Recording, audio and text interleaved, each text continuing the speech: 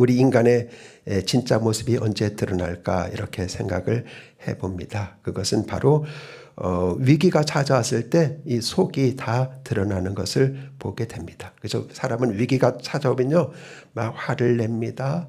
또 평소에 여유롭던 사람도 여유를 잃고 또 믿음 있던 사람도 믿음도 온데간데 없고 이 자기 본연의 모습이 가장 드러날 때가 바로 언제냐면 그 사람에게 위기가 탁 찾아올 때 그 본성이 드러나는 거죠. 마치 치약을 보세요.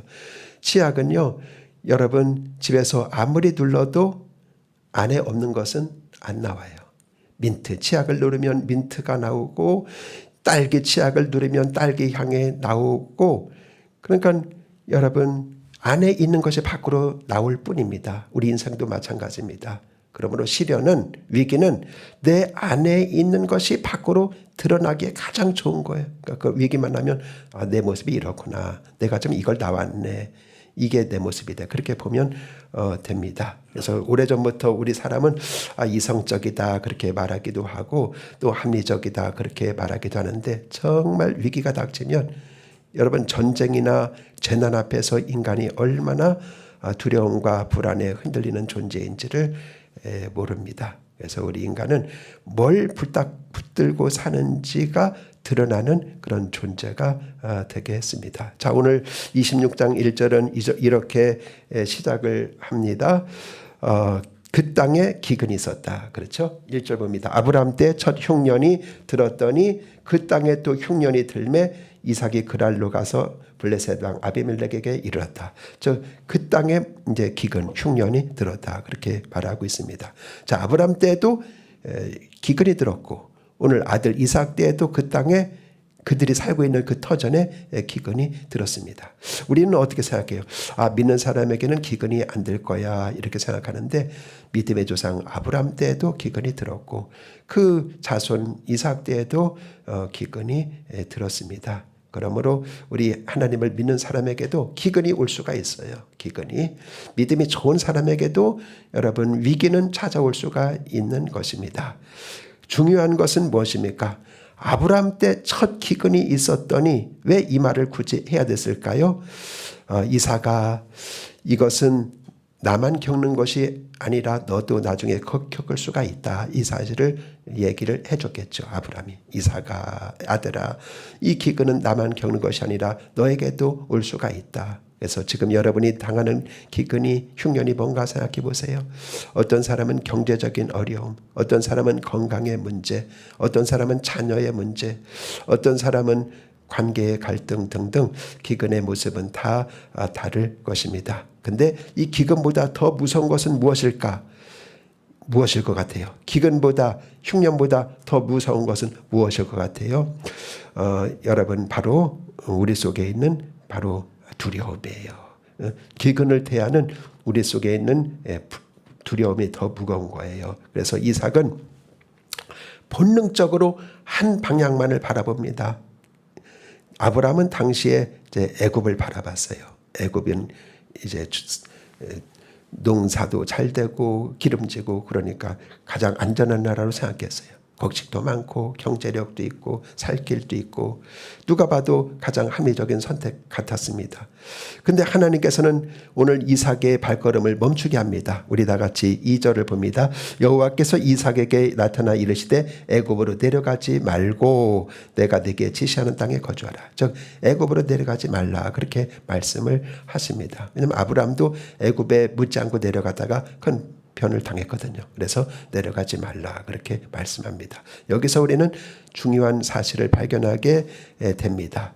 이삭아 너만 이런 일을 겪는 것이 아니라 아버지도 겪었고 그래서 우리도 기근을 만납니다. 그래서 우리가 기근보다 더 무서운 것은 뭐냐면은 먹을 것이 없는 것이 아니고 바로 하나님을 잊어버리게 되는 거예요. 하나님을 우리가 약속을 잊어버리는 것입니다. 배고프면 눈앞에 빵만 보입니다. 마음이 불안하면 당장의 해결책만 생각나게 됩니다. 그래서 하나님 말씀하신 거예요. 애굽으로 내려가지 말라. 이 말씀은 무슨 말일까요? 두려움이 너의 발걸음을 주장하게 하지 말라 그 말이에요. 네가 두려움 때문에 네가 이렇게 가고 저렇게 하고 이렇게 하고 저렇게 하고 두려움이 너의 발걸음을 인도하게 하지 말라. 너의 방향을 결정하게 하지 말라. 여러분 우리도 중요한 사실을 발견하게 됩니다. 그게 무엇입니까? 믿음은 하나님을 우리가 과의 그 바른 관계를 맺고 살아가는 게 살아있는 믿음이에요. 그렇죠? 하나님과 내가 바른 관계를 맺고 살아가는 것이 제일 중요합니다. 그래서 믿음의 사람은 하나님과의 바른 관계를 맺어야만 되겠습니다. 자, 그러면 이 믿음의 사람도 어쨌든 오늘 보니까 이 이삭도 두려워했어요. 그래서 이렇게 그가 이제 실수를 하게 되는데 그때 하나님께서 뭐라고 말씀하십니까? 우리 다 같이 3절을 보겠습니다. 이 땅에 거류하면 내가 너와 함께 있어 그랬어요. 그러니까 하나님이 약속이죠. 내가 너와 함께 있겠다. 내가 너를 떠나지 않겠다. 내가 너를 지켜주겠다. 내가 너를 보호하겠다. 이런 말씀을 하나님께서 해주셨습니다. 그러니 얼마나 이삭은 든든하겠습니까? 하나님이 나를 지켜주신다. 그러니까 그 말씀을 믿고 하나님을 의지하고 이제 행동을 해야 되겠죠. 그런데 7절에 보니까 거기 사람들이 묻습니까? 저 여인이 누구입니까? 그렇게 묻죠. 7절에 보니까 저 여인이 누구입니까? 그곳 사람들이 그의 아내에 대하여 물음에 그가 말하기를 그는 내 누이다. 그렇게 말을 하죠. 자, 그 순간 창세기 12장이 떠오릅니다. 아브라함도 그랬어요. 그렇죠. 아브라함도 그랬어요.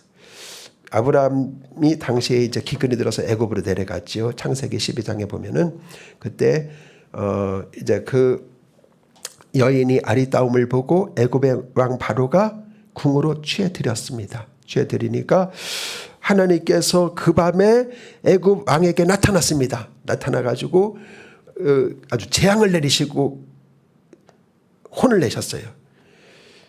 이것처럼 하나님께서 여러분 지켜주시고 보호하시고 함께 하시는 것입니다. 그러니까 하나님은 여러분 방관한 하나님이 아니에요. 반드시 내가 너와 함께 하겠다 하면은 지켜주고 보호해 주시는 하나님입니다. 이거를 믿어야만 되는 것이죠. 심리학에서는 인간이 위기를 만나면 익숙한 행동으로 돌아가는 경향을 이야기합니다. 그러니까 익숙한 방식이 안전하다고 느끼기 때문입니다.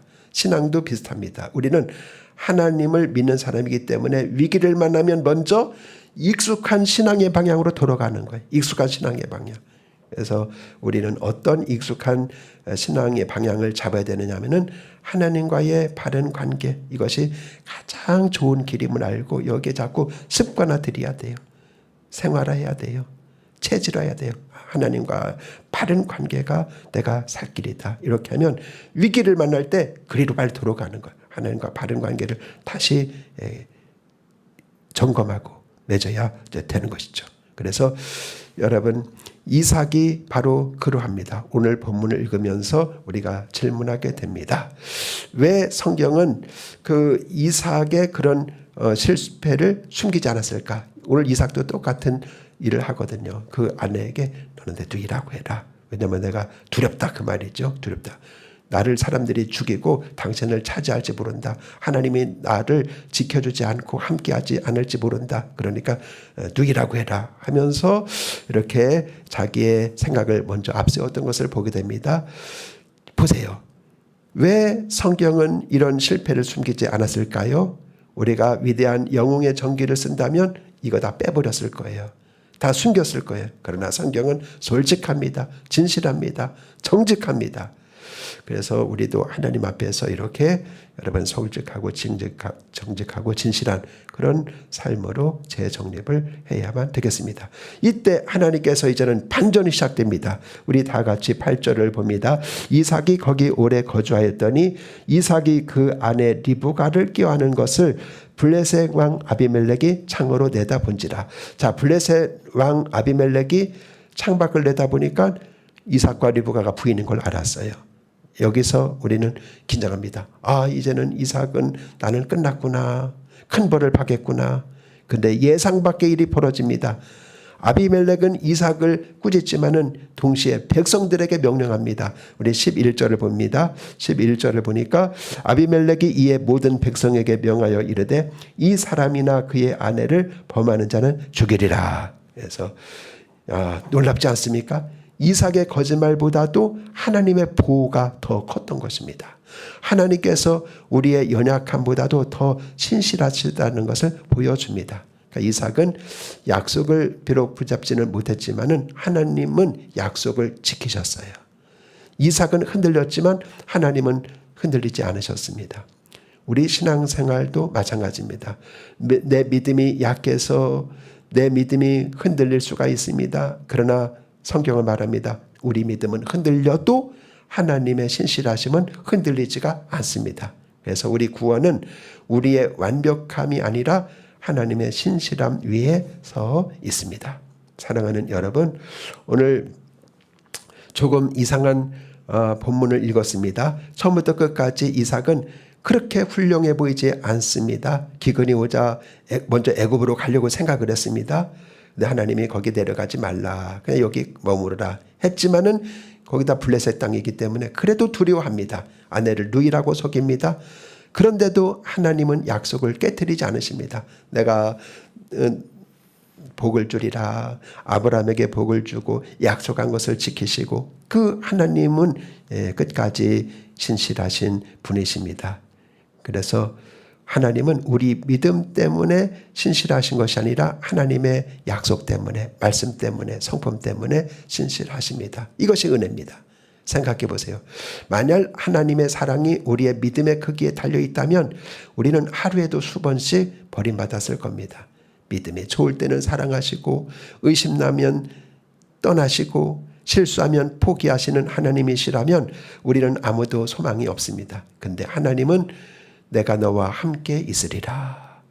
이 약속은 이삭이 완벽해서가 아닙니다. 하나님께서 약속하셨기 때문에 유효합니다. 여기서 창세기는 더 먼 미래를 내다보게 합니다. 수백 년 후 또 한 사람이 광야에 섰습니다. 예수님이죠. 40일 금식하셨습니다. 그리고 그 끝에 시험 받으셨습니다. 돌을 떡으로 만들어라. 얼마나 합리적인 제안입니까? 굶주렸으니 먹는 건 당연하지 않습니까? 근데 예수님은 뭐라고 그랬어요? 사람이 떡으로만 사는 것이 아니요 하나님의 입에서 나오는 모든 말씀으로 살 것이다. 이삭과 비교해 보세요. 이삭은 지금 기근 앞에서 흔들렸습니다. 40일 금식한 게 아니에요. 예수님은 기근보다도 40일 금식했지만은 하나님의 말씀을 더 크게 붙잡았습니다. 이삭은 두려움 때문에 진실을 숨겼습니다. 예수님은 죽음 앞에서도 진리를 숨기지 않으셨습니다. 이삭은 아내를 지키기 위해 거짓말했습니다. 예수님은 신부된 교회를 구하시기 위해 자기 생명을 내주셨습니다. 그러므로 창세기 26장은 결국 무슨 이야기입니까? 여러분, 순종의 예수님을 바라보라는 이야기입니다. 오늘 여러분의 애굽은 어디입니까? 불안할 때 가장 먼저 의지하는 것이 무엇입니까? 자, 여러분, 애굽은 지도 위에 한 나라가 아니라 하나님보다 먼저 의지하는 것이 바로 우리의 애굽입니다. 그러나 하나님은 오늘 말씀하십니다. 애굽으로 내려가지 말라. 이 말씀은 세상을 버리라는 뜻이 물론 아닙니다. 두려움이 너의 주인이 되지 못하게 하라. 그런 말이죠. 그래서 지금 여러분에게 어떤 어려움이나 기근이나 흉년이 있다고 한다면 오늘 말씀을 꼭 기억하시기 바랍니다. 내가 너와 함께 있으리라. 내가 너와 함께 있으리라. 그래서 이 하나님의 약속은 결코 변하지 않습니다. 한 어린아이가 폭풍우 치는 밤에 아버지와 함께 다리를 건너고 있었습니다. 바람이 너무나 세차게 불었습니다. 아버지가 말합니다. 아들아, 내 손을 꼭 잡아라. 근데 아이는 손을 내밀지 않았습니다. 잠시 후에 아이가 말합니다. 아빠가 내 손을 꼭 잡아줘. 그래. 아버지가 웃으면서 왜? 그러니까 아이가 말합니다. 내가 아빠 손을 잡으면 무서워서 놓칠 수가 있잖아. 근데 아빠가 내 손을 잡으면 절대로 안 놓잖아. 안 놓잖아. 그렇죠. 우리가 하나님을 붙드는 힘보다 하나님이 우리를 붙드는 손이 훨씬 강합니다. 그래서 여러분, 하나님께서 우리를 꼭 붙잡으신다는 이 말씀을 붙잡고 우리가 할 일은 오직 하나입니다. 그 하나님과 하나님만 바라보고 하나님 앞에 서고 하나님 앞에 살고 하나님과의 바른 관계를 갖는 것, 이것보다 더 중요한 것은 없습니다. 그래서 후반기를 시작하는 이 시점에서 우리는 이 이삭을 끝까지 붙드시고 끝까지 지키시고 끝까지 함께 하시는 그 하나님이 나와 함께 하실 것을 믿고 그 하나님을 바라보고 하나님과의 바른 관계 속에서 순간순간을 동행하시는 복된 생애가 되시기를 주님의 이름으로 축원합니다. 기도하겠습니다. 하나님 아버지, 오늘 복된 주일을 허락하셔서 하나님 앞에서 주일 성수 예배를 드리게 하신 것을 감사합니다. 하나님 한 분만을 바라보고 살아갈 때 우리의 모든 일이 만사 형통하게 되어질 줄로 믿사오니 우리에게 더욱더 큰 은혜를 허락하여 주셔서 삐뚤어진 관계가 회복되게 하시고 하나님과의 바른 관계 속에서 하나님을 진실로 섬기며 기쁘시게 하고 영광을 돌리고 은혜와 축복받는 저희들이 되게 하여 주옵소서. 예수님의 이름으로 기도하옵나이다. 아멘.